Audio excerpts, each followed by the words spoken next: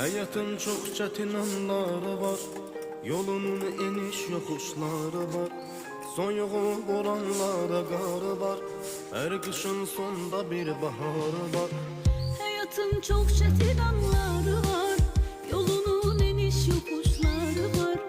Soyuğu boranları karı var, her kışın sonda bir baharı var. Sevgidir nurlu ümit yolumuz, dikanlı olsa da sağ solumuz.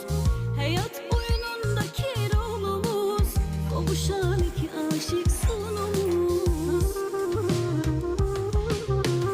Birazca sabrine canım benim, karşıda senle güzel